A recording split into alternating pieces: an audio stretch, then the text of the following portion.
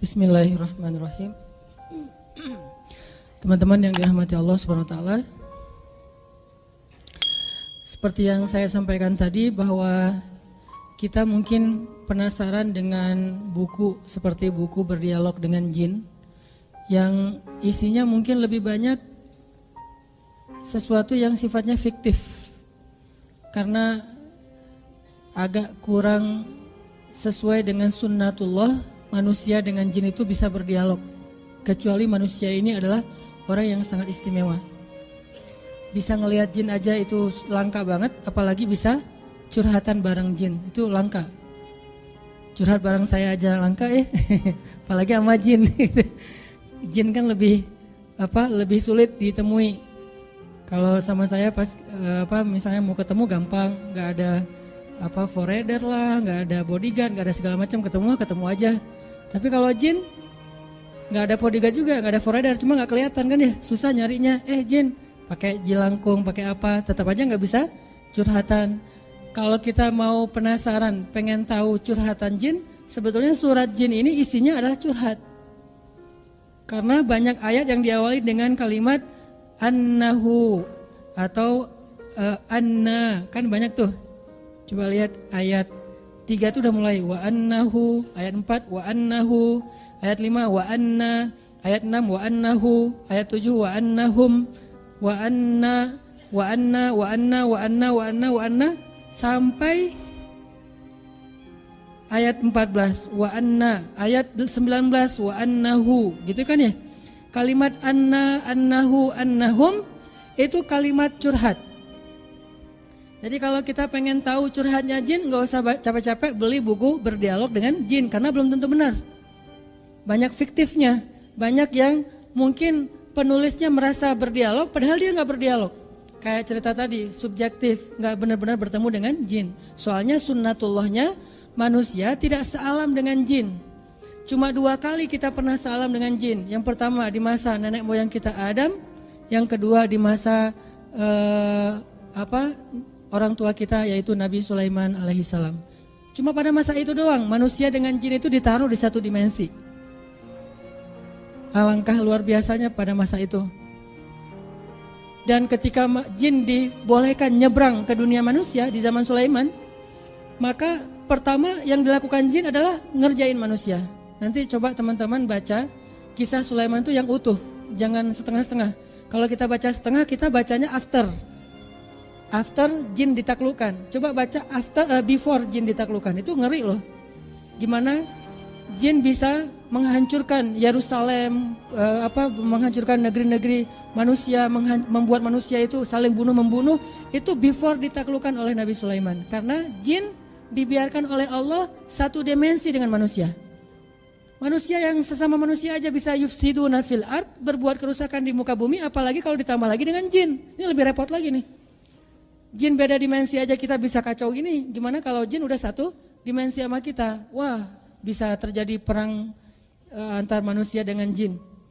Mulailah kayak tadi Lord of the Ring. Cari dari Hobbit. Biasanya orang Indonesia nih, wah Hobbit yang keren-keren misalnya. Tapi membawa cincin, cenah.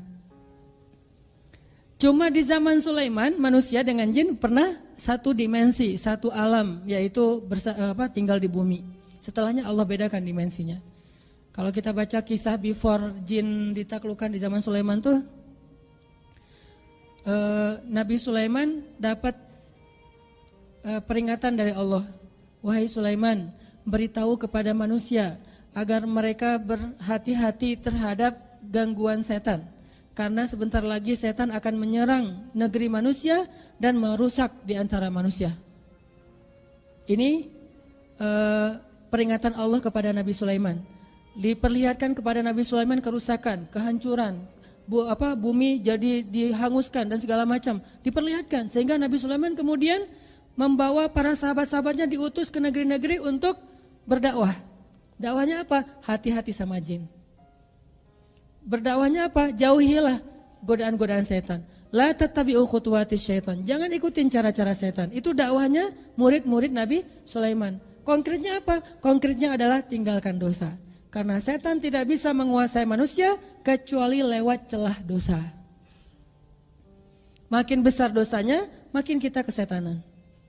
Jadi kalau kita pengen terbebas, kuat, nggak akan bisa digoda oleh setan, jangankan digoda, diganggu aja nggak bisa, apalagi digoda, maka tinggalkan dosa. Karena cuma dosa yang menjadi celah masuknya setan. Mulai dari dosa hati, dosa lisan, dosa perut, dan seterusnya. Ini 3 ini dosa ini paling sering masuk setan. Hati, lisan, dan perut. Kalau hati itu adalah perasaan, lisan itu ucapan, dan kalau perut itu makanan. Sehingga murid-murid Nabi Sulaiman diutus ke negeri-negeri supaya mengajak manusia, jangan makan riba, janganlah kalian curang dalam timbangan, janganlah kalian mengambil hak anak yatim. Karena kalau kalian lakukan itu nanti di tubuh kalian ada ruang untuk datangnya setan dan bersemayam di dalamnya. Tapi banyak manusia nggak mendengarkan nasihat murid Nabi Sulaiman. Terus datang lagi, janganlah kalian marah-marah. Karena ketika seseorang itu emosi, setan akan gampang masuk. Makanya orang biasanya kesurupan ketika dia labil emosinya. Baik karena marah banget atau karena baper banget. Itu bisa gampang kesurupan. Dinasihati nama murid-murid Sulaiman. Datang lagi ke tempat yang lain. Janganlah kalian berdusta. Karena berdusta itu akan memberi celah bagi setan untuk masuk ke dalam diri kalian. Nasihat-nasihat yang konkret sebetulnya. Intinya adalah, yuk kita perangi setan. Cara perangi setan, tinggalkan harta yang syubhat, harta yang haram, ucapan yang tidak baik, perasaan suuzon kepada orang lain, pikiran-pikiran yang buruk. Tinggalkan, setan gak punya celah. Tapi dengan takdir Allah mungkin manusia waktu itu mendustakan nasihat-nasihat Sulaiman dan murid-muridnya. Sehingga ketika hari yang dijanjikan tiba, setan muncul dari laut. Kan kerajaan setan itu di laut. Sejak setan dikutuk, diusir dari darat. Kalian gak boleh lagi tinggal di darat, pergi kalian. Dibiarkan tinggal di laut. Sehingga kata Nabi sesungguhnya kerajaan setan itu di atas air dan di lautan. Mungkin ada hubungannya juga dengan segitiga Bermuda kali ya. Walaupun saya gak tahu persis. Nah, datanglah setan-setan dari laut. Dalam bentuk yang macam-macam. Rata-rata bentuknya itu seperti bola api yang asapnya tuh ya kayak vaping gitu. Jadi banyak asapnya gitu ya. Datang tuh setan dari macam-macam tempat tuh ke bumi Palestina, ke Yerusalem, ke negeri-negeri yang ada di sekitarnya, ke Mesir, ke Irak. Begitu mereka setan-setan ini datang, dia akan langsung masuk dan terlihat setannya karena satu dimensi ya. Setannya kelihatan dalam bentuk kayak bola-bola api, langsung masuk ke dalam mulut orang-orang yang di dalam perutnya tadi ada makanan haram. Tapi kalau orangnya soleh, orangnya terjaga, kalaupun gak soleh-soleh amat, tapi minimal gak berbuat dosa, begitu setan mau masuk gak jadi dia mental gitu. Kayak ada perlindungan. Ke orang yang suka bohong, orang yang banyak berdusta, orang yang suuzon, orang yang marah-marah, orang yang makanannya tidak halal, itu masuk setan. Begitu setan masuk, kesurupan massal. Kesurupan, bayangin kesurupannya satu negara. Kesurupan satu orang aja bikin gaduh ya. Gimana kalau satu negara kesurupan. Sehingga gara-gara kesurupan dia ambil senjata tajam, dia bacokin orang di pasar. Ramai lagi di pasar, ditangkap sama murid Sulaiman, diruqyah langsung dipegang kepalanya, langsung sadar. Yang lain tapi kan kesurupannya lebih banyak daripada tukang ruqyahnya. Ustadz yang ruqyahnya cuma 5 orang, yang kesurupan 5 juta orang misalnya, coba gimana. Akhirnya terjadilah bunuh-membunuh. Jadi manusia saling membunuh itu, yang satu adalah pihak yang benar, yang membela kebenaran, yang satu lagi itu kesurupan. Jadi orang membunuh, misalnya kayak orang Yahudi membunuh kaum muslimin di Palestina, udah kebakaran pun kaum muslimin mau bantu, malah mereka saking dengkinya kepada orang Islam, mau dibantu aja mereka bukan hanya menghalangi kaum muslimin membantu, malah membakar lahan-lahan Palestina supaya bareng-bareng deh kebakarannya. Saking dengkinya orang Yahudi. Ini kenapa? Kesurupan. Sehingga gara-gara setan masuk ke dalam manusia yang banyak dosa, akhirnya di antara manusia itu terjadi peperangan, yufsiduna fil ard. Kita terpaksa mengangkat senjata untuk membela diri, membela keluarga, membela tanah air. Gara-gara banyak manusia yang seperti dulu orang penjajah kesurupan lalu menjajah negara orang. Itu bukan manusia tuh kerjanya, pasti setan tuh. Dan gak usah husnuzon deh. Emang orang Belandanya aja yang jahat, setan mah baik. Enggak, udah aja emang kerjaan setan yang masuk ke dalam hati orang-orang kayak gitu. Kenapa masuknya ke orang kayak gitu? Karena mereka banyak dosa. Dan biasanya pasti orang yang kufur kepada Allah SWT. Jadi rata-rata orang yang kufur kepada Allah itu dimasuki oleh setan karena dosa yang paling besar itu adalah syirik terhadap Allah SWT. Jadilah perpecahan di antara kaum muslimin, perang, bunuh-membunuh, ayah membunuh anaknya sendiri atau saudara membunuh saudaranya sendiri. Wah, kacau balau aja. Sampai akhirnya Nabi Sulaiman nggak kuat untuk bisa mengatasi masalah. Pergi ke Jakarta udah beres, nanti pergi lagi ke Semarang, pergi lagi ke Surabaya, kan repot nih. Harus pergi dengan naik kuda di beberapa kota yang lagi kacau. Akhirnya Nabi Sulaiman berdoa kepada Allah, ya Allah, tundukkanlah angin untuk saya agar saya bisa cepat. Jadi mobilenya itu gampang kemana-mana. Akhirnya Allah tundukkan angin. Jadi Sulaiman itu menguasai semesta ini nggak sekaligus, bertahap sesuai kebutuhan.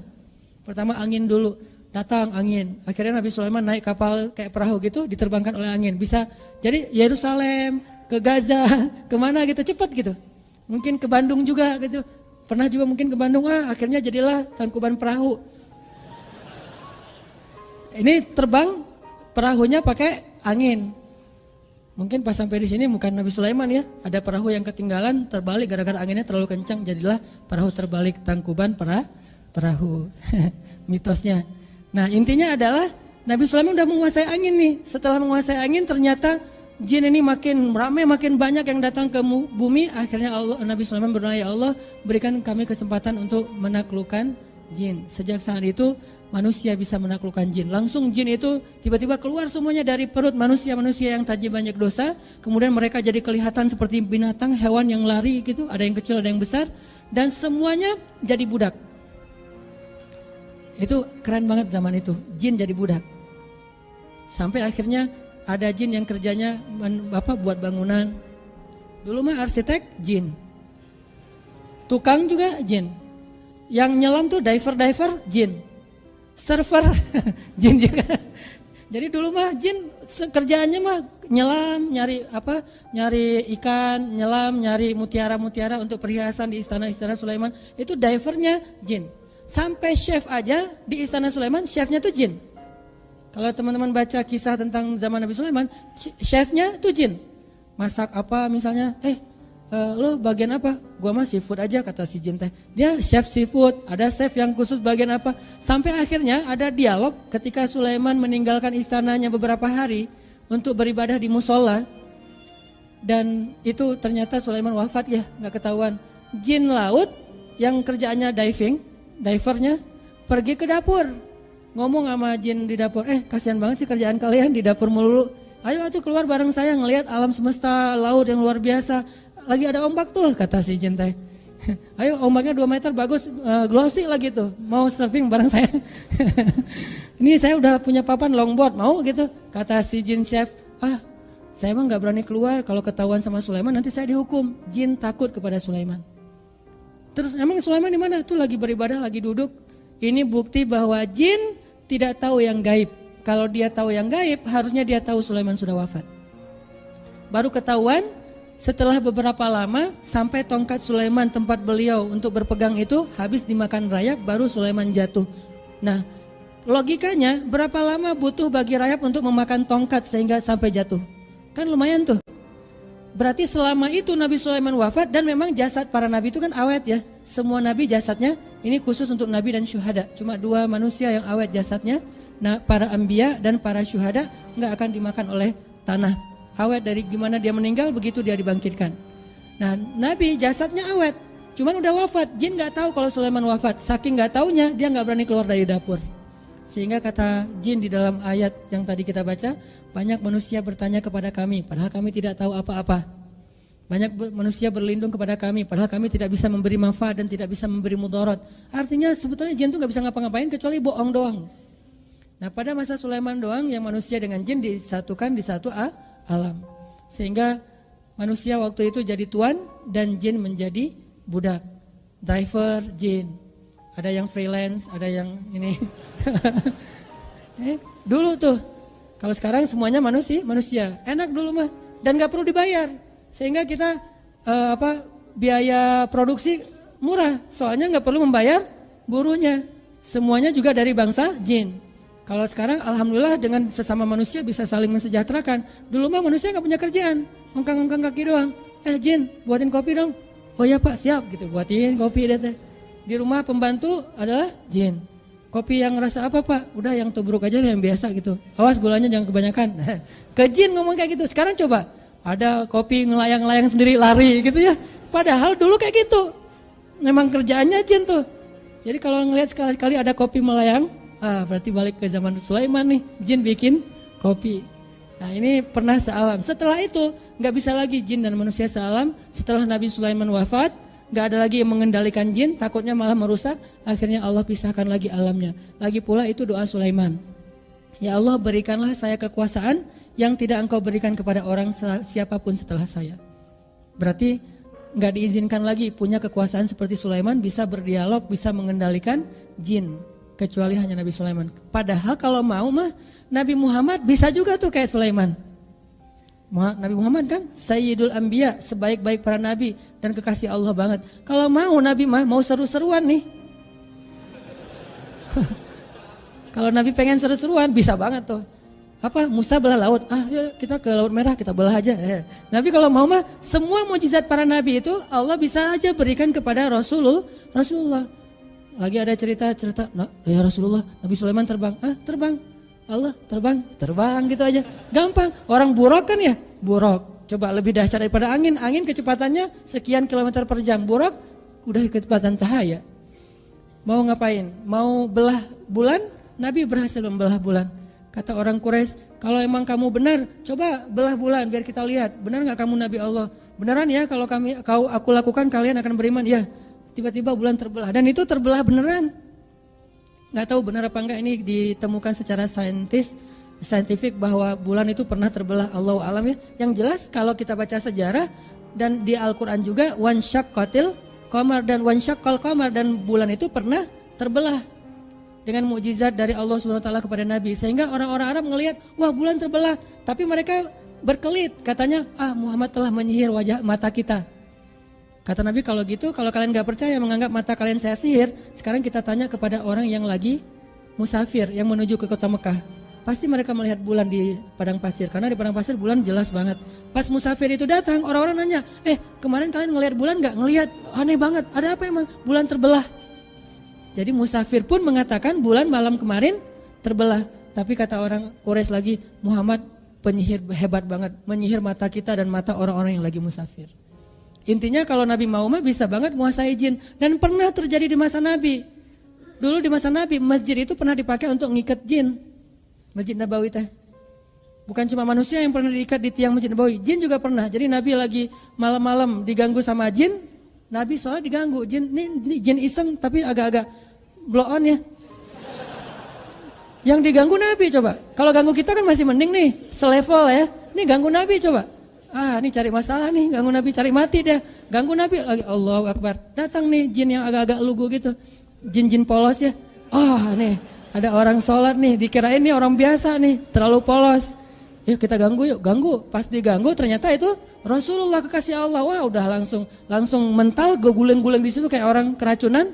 Setelah Nabi selesai sholat, dipegang sama Nabi, diuyel-uyel jadi bola. Kan itu dalam bentuk api tuh. Dijadiin bola sama Nabi, dan bola itu kemudian diikat di tiang masjid. Ketika pagi hari orang sholat subuh, anak kecil kan pada sholat subuh juga di zaman Nabi mah. Nah pas habis sholat subuh, anak-anak kecil pada ngomong gini, ya Rasulullah boleh nggak kita main bola-bolaan dari itu? Coba zaman Nabi itu jin mau dijadikan sepak bola. Jadi gimana pun hebatnya Lionel Messi, Cristiano Ronaldo itu masih nendang bola karet, ini nendang bola jin. Kalau di acara tahun baru kita mah nendang bola api ya, mungkin terinspirasi dari itu kali ya hadisnya. Ini benar-benar kata Nabi, kalau bukan karena doa saudaraku Sulaiman, akan aku biarkan anak kecil Madinah bermain bola dengan jin ini. Kalau bukan karena doa saudaraku Sulaiman. Tapi Nabi menghargai Sulaiman. Sulaiman udah terlanjur ngomong, ya Allah beri saya kekuasaan yang tidak engkau berikan kepada orang setelah saya, termasuk Nabi Muhammad. Ya sudah kalau gitu saya mengalah aja deh buat Sulaiman. Udah jangan ini mah jin. Oh jin ya Rasulullah, ya udah saya tendang nih. Dulu kalau ketahuan jin malah pengen ditendang. Lah lo jadi gawang ya, nih penalti nih jin. Oh jin lo diam lo. Gitu dulu mah. Akhirnya Deden Nasir, wah ya jin nih, wah kuatan gitu. Semangat banget kan kalau Mang Deden ada bolanya dari jin. Bola dari karet aja bisa ditahan, gimana bola dari jin. Udah aja baca ayat kursi yang banyak ketahan, insya Allah nggak gol. Nah pas ketahuan itu jin, anak-anak Madinah semangat banget pengen main bola dari jin. Tapi Nabi kemudian mengambil dan melepaskan.